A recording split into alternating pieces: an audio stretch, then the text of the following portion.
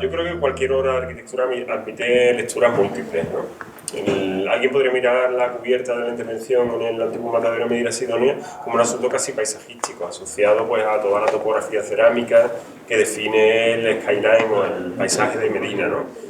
Medina es una ciudad que desciende sobre la loma y hay una percepción muy clara de sus cubiertas. Entonces, podríamos pensar que en efecto el proyecto tiene que ver con esa búsqueda de la quinta fachada, ¿no? Como este tópico de la fachada como elemento más expresivo. Sin duda hay una voluntad cuidada de la forma de la cubierta, ¿no? Pero también es verdad que la forma, en este caso, también está muy sometida a una condición de encorsetamiento del proyecto. Está situado entre muros y necesita estirar la sección, así ponerla con los pelos de punta, para capturar la luz, para establecer relaciones con el medio, y en esa especie de cruce de tensiones, ¿no? Nosotros a veces definimos la forma casi como el lugar de equilibrio entre las presiones de lo que sucede dentro de la arquitectura y las presiones de lo que sucede fuera, ¿no? Cuando se equilibran parece que la forma ha encontrado su lugar natural, ¿no? Pues algo así parece aquí. En el espacio interior está empujando hacia arriba la cubierta, deformando la búsqueda de luz y relaciones, y al mismo tiempo las presiones del paisaje exterior de arcilla parece que está también moldeando, ¿no? Tenemos que decir que desde luego hay una pretensión formal en la búsqueda de una forma, valga la redundancia, depurada. Es decir, se han cuidado, por ejemplo, se ha fragmentado la cubierta más de lo que hubiera sido necesario.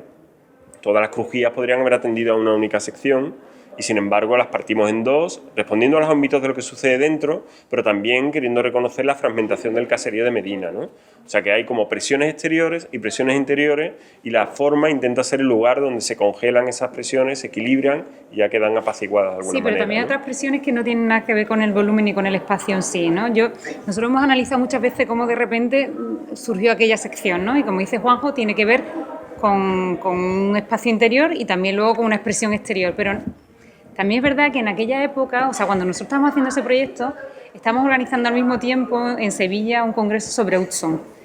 Y, hombre, uno no sabe por qué, pero de repente empezamos a analizarlo y esas secciones de Hudson yo creo que también están en parte en el edificio, ¿no? No Sí. lo hicimos intencionadamente, pero al final uno es pues un cúmulo de muchas cosas, ¿no? Sí, de un contexto, de un edificio concreto, de un espacio, pero también de tus inquietudes, de lo que has leído, de lo que has de lo que visitado. tiene ese momento encima de la mesa, ¿no? Es verdad que se puede leer la tapia y la cubierta casi como aquel arquetipo hudsoniano de la plataforma y la nube, ¿no? Como un elemento horizontal que ofrece apoyo frente a una sección muy, muy espigada o muy deformada que cualifica el espacio, ¿no?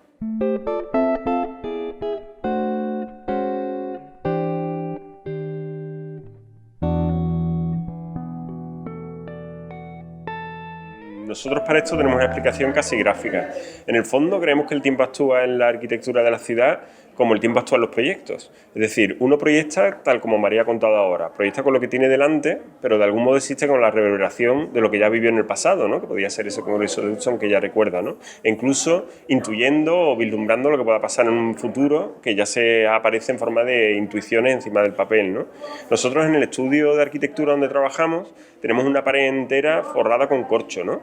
Y desde el día que pisamos aquel espacio, hace ya 10 años, nos pusimos una regla. Podíamos pinchar cualquier cosa, pero nunca podíamos descolgar la que estuviera ya puesta, ¿no? De modo que con el tiempo empezamos a solapar situaciones que se encuentran de un modo ficticio, casi azaroso, ¿no? Porque íbamos poniendo pues, fotografías que nos interesaban, citas, recortes de periódicos, dibujos nuestros Postales que o de nos enviaban otros. los amigos. Y íbamos formando como estratos, ¿no? Y a veces descubrimos que cuando uno quita una de las capas, aparecen conexiones insospechadas con lo que había debajo, que de un modo azaroso se han encontrado, ¿no? Bueno, pues para nosotros eso es una especie de maqueta del tiempo, ¿no? Funciona realmente como sucede en la ciudad, ¿no? Uno va encontrando solapamientos de situaciones diversas que se encuentran de un modo ficticio y que a veces ofrecen como campos de energía que por sí solos no existirían, ¿no? Porque ofrecen situaciones que el azar propicia y que al descubrirla parece que se conectan de nuevo, ¿no? Sí, siempre entendiendo que el tiempo en arquitectura no es un tiempo lineal, ¿no? Es un tiempo de solapamiento. Bueno, siempre Juanjo, y además él ha escrito un libro sobre eso, ¿no? Es de velos y desvelos, ¿no? De ir poniendo capas y quitando, y depende de las inquietudes en cada momento quitas unas capas o dejas otras, ¿no? Pero no es un tiempo lineal, es un tiempo eso de solape. Sí, recurrimos también a aquel cuento de Borges tan bonito del jardín de los senderos que se bifurcan, ¿no?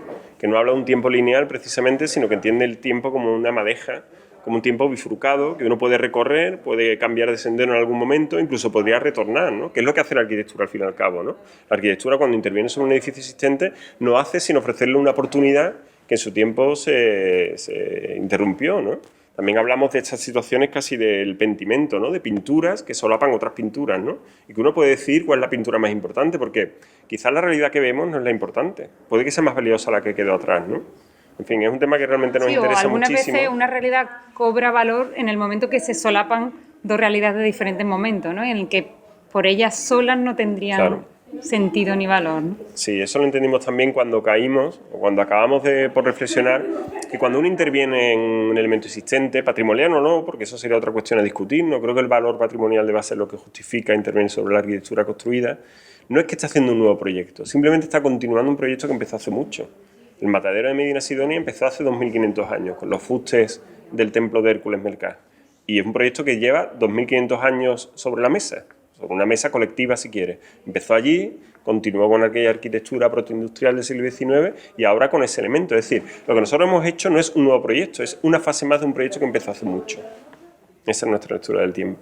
Y eso tiene un reflejo material también, ¿no? Que nos permite trabajar de un modo pues, que casi que es como un regalo de la arquitectura, ¿no? Aparece un fuste fenicio marcado por unas reses que son unas reses bravas, por una piedra que aparece que de repente simplemente levantamos, como si la quitásemos del corcho lo que lo está tapando y dejamos que se muestre. En fin, son procedimientos, como dice María, de recorrer el tiempo libremente. Pocas disciplinas como la arquitectura permiten viajar en el tiempo.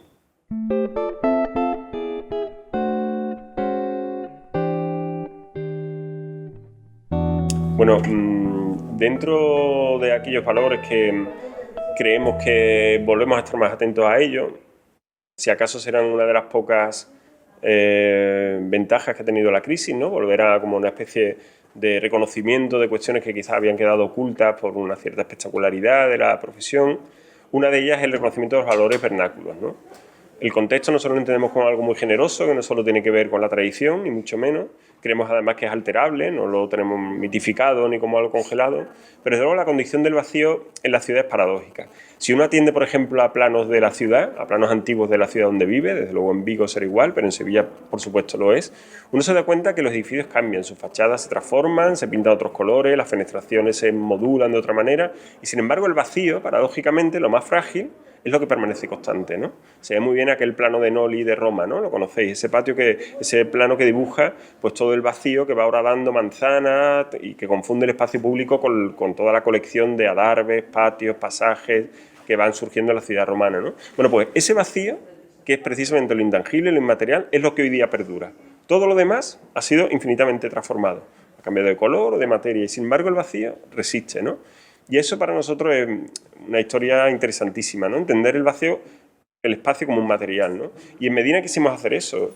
Precisamente por el uso de Medina, todo el patio de reses había permitido que aquello permaneciese como un vacío durante siglos, ¿no? Y la cubierta lo que hace es como intentar subrayar esa condición. No había más remedio que saturarlo, ya no podía permanecer como vacío porque la ciudad requiere otros usos, pero al fin y al cabo lo que queríamos era congelar ese vacío. Quedaba como atrapado debajo de la cubierta y aquel quien quisiera leer podía entender que esa cubierta lo que hace es reconocer que aquello en alguna vez fue un vacío unitario, ¿no? Sí, siempre, muchas veces, o sea, para un símil gráfico, muchas veces nos gusta trabajar pensando que si nosotros inyectamos un líquido en la ciudad, todos los poros por los que se cuela el líquido son susceptibles por ser ocupados por el espacio público. Eso que empezó con un líquido, luego dijimos, ¿y si es un gas lo que inyectamos, ¿no? Porque de repente el espacio público adquiere la dimensión, la tercera dimensión, ¿no? Y no solamente nos quedamos a nivel de un plano, sino de repente ese espacio público adquiere volumen, ¿no? Y muchas veces hemos trabajado algunos proyectos con esa idea de inyectar un gas en la ciudad y ver por dónde se va colando y cómo podríamos ocuparlo. Es como si la cubierta de Medina de algún modo estuviera en ese momento en el que uno coge aire y está en la máxima ampliación de su tórax, ¿no? Como a punto de expirar, ¿no? Pues la cubierta está como hinchada precisamente por el vacío centenario que lleva allí mucho tiempo y que está, bueno, que al fin y al cabo está allí, ¿no? Solidificado de alguna manera, pero subrayado y ya pues congelado, ¿no? Para siempre.